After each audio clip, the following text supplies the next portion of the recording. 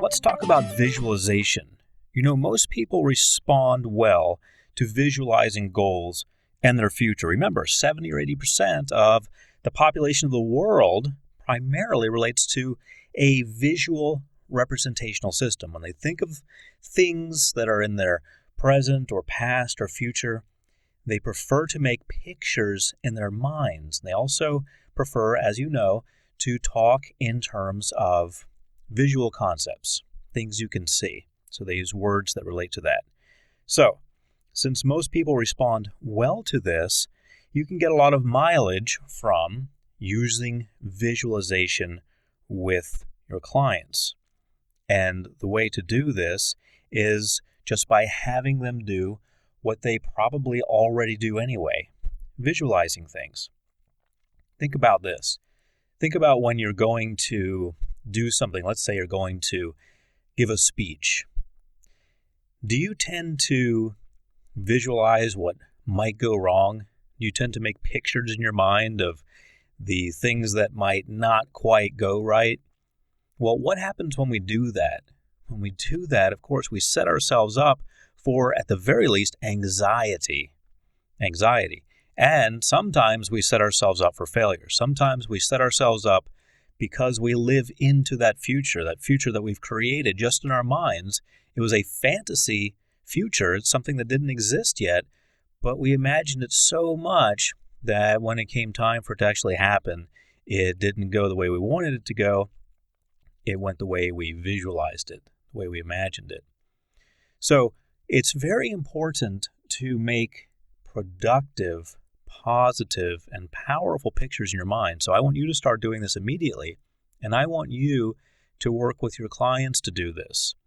Even if they're not primarily visual, they can still use visualization. As long as they are able to see and to understand the concept of sight, then they are able to visualize. They are able to make a picture in their mind. They're able to just close their eyes and see something. And this can be a very powerful tool because what we're exposed to in our environments every day, every minute, becomes part of who we are, what we see around us. When a child grows up with poverty, that's what they see. Now, sometimes they say, wait a minute, I'm not going to have any more of this. I'm going to change things. I'm going to make a more rich experience for myself in terms of money. But sometimes it's what they learn and it's what they stay with. So visualization is very important, very positive, can be very positive, and very powerful. So help your clients visualize goals, challenges, and outcomes. Let's say, for example, your client is working on something. Let's say they get on a health kick, and suddenly your client wants to get in peak shape, and they're going to run a triathlon, run, swim, and bike, a triathlon, I should say. And this is something that's new for them, and they're a little bit out of shape, and you can see that, and they can see that. They haven't done any of those activities recently, but suddenly they're going to do this because all of their friends and their networking group are doing this, and it's the thing to do, and it's going to show them that they've still got it. So they're going to go for it, and that's wonderful. But the problem, or the challenge, is that they see themselves as barely able to run a mile, barely able to bike at all, and not being so good at swimming. And so when they imagine themselves doing this, going through the triathlon, they see nothing but failure.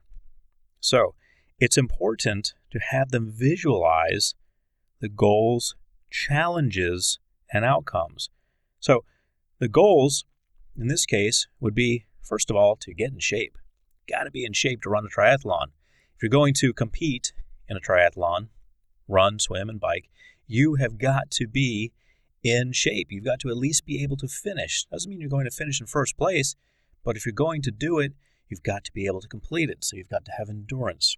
So the goal is to get them up and running, so to speak. Up and running, biking, and swimming.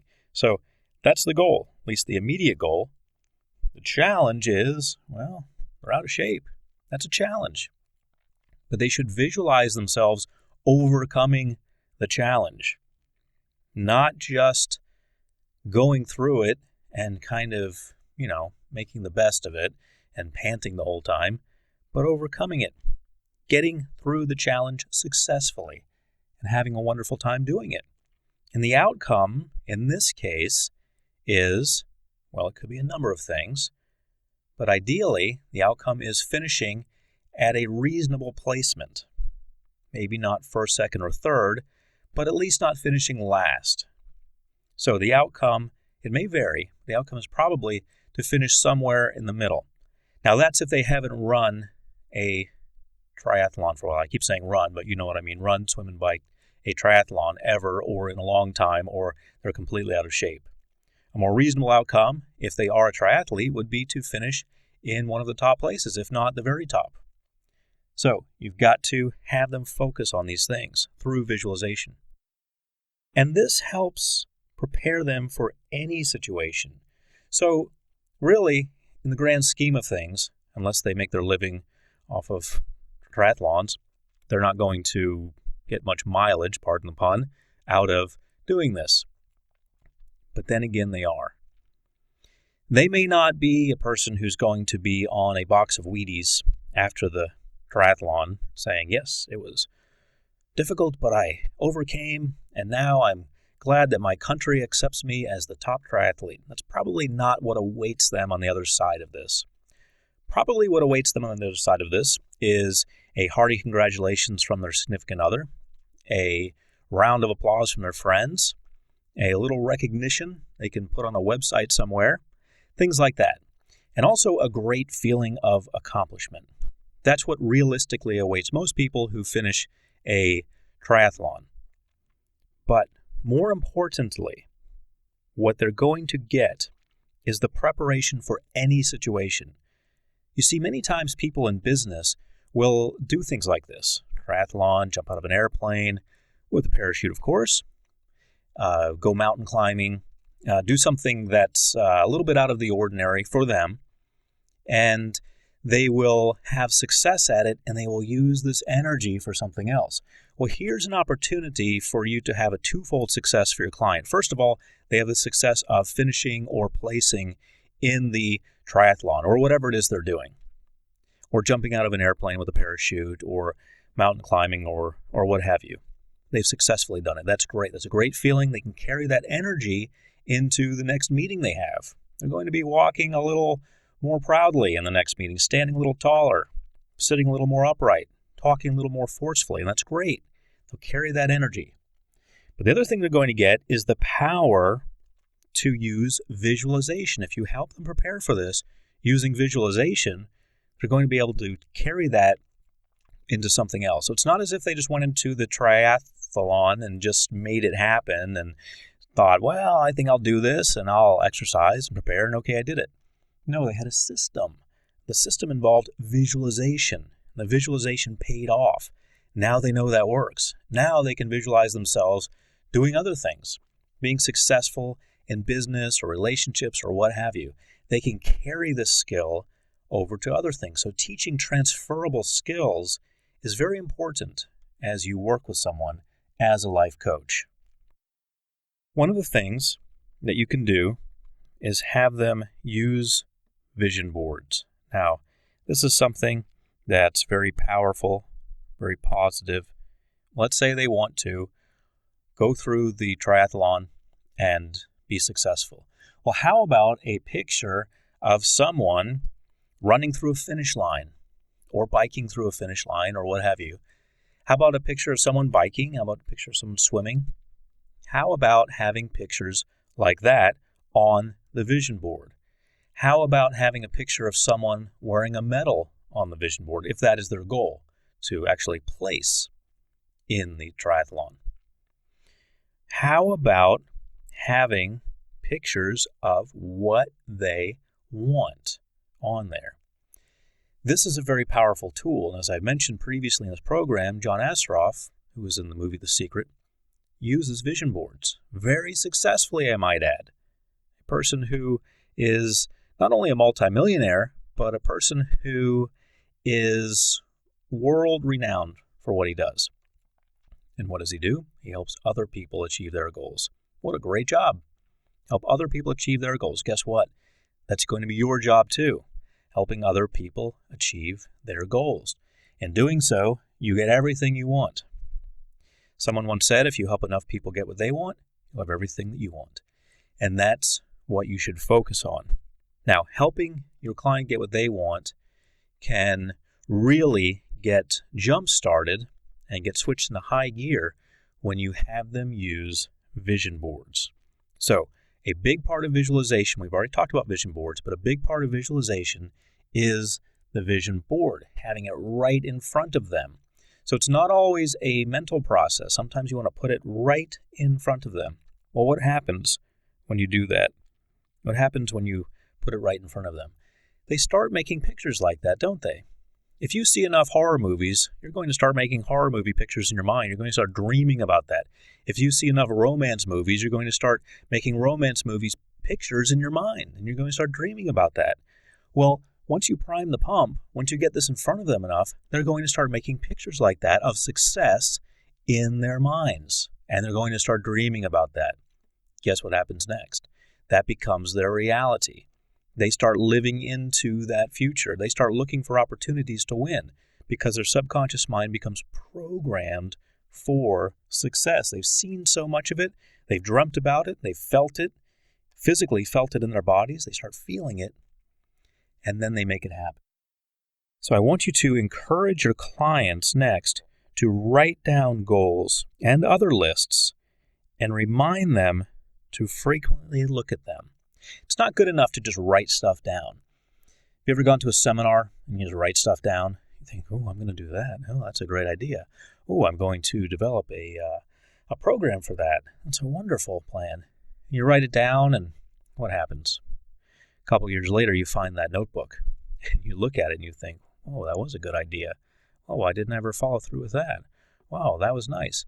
Well, what happened? You probably flew home from the seminar, put that notebook somewhere, and carried on with your life. Because when you're in the moment in a seminar, you're all pumped up. You're thinking, yes, I'm going to do this. Yes, this is great. Then what happens? Quote unquote reality sets back in when you get back home.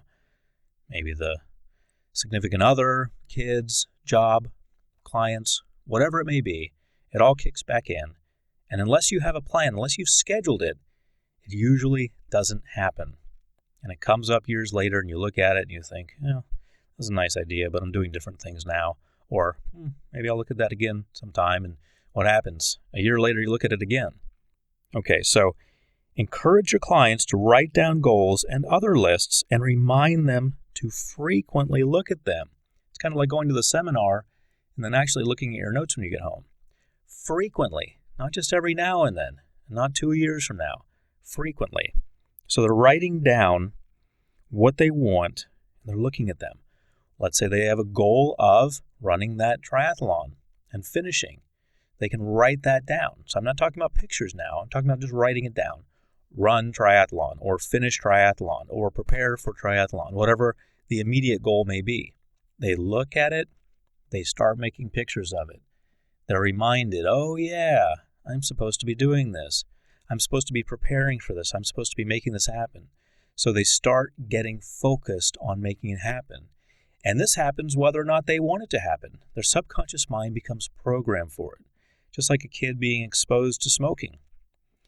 The child may end up smoking whether they want to or not. They're exposed to it. That's what grown-ups do. That's what big people do. So if I want to be a big person, I smoke. That's what happens. Kids get programmed. It becomes imprinted on their minds, whether they want it or not. So use this bit of physiology in a positive way to program your clients for something that they do want to do, something that will make them feel better about themselves. And have them visualize their future in 1, 5, 10, and 20 years from now. So I want you, this is different from the visualization board writing down goals, or at least it can be, depending on how you structure it. You can have them put goals that are in these categories, a car that they want in a year, for example, a house that they want in 5 years, for example. You can have them have pictures of that on their vision board. But in addition to that, and sometimes separately from that, and sometimes separately from writing down goals, I want you to have them visualize their future at these increments. This is very important because when we visualize the future, we kind of throw an anchor toward the future and we start pulling ourselves toward it. Just like an airplane pilot having somewhere to go, they throw an anchor out. Let's say they're flying from New York to San Francisco. They throw a mental anchor out in their mind, and the computer throws an anchor out also to that place. That's where they're headed. They may not always be pointed directly at San Francisco. They may have to go to the left and to the right and up and down and so forth, but that's where they're going. That's where they're going to end up. They know that. They've psychologically programmed themselves, and the computer on board is programmed to go there. That's where they are going. And you may think that's a very simple concept, and of course that's where the plane's going, but people neglect this so often in their lives. They get so caught up in what they're doing today. What have they got to do today? Get the kids to soccer. They've got to meet with this client. They've got to eat certain foods. They've got to exercise, got to go to yoga, got to do this, got to get this book, got to go to this meeting, got to call this person. What happens if you get too caught up in that?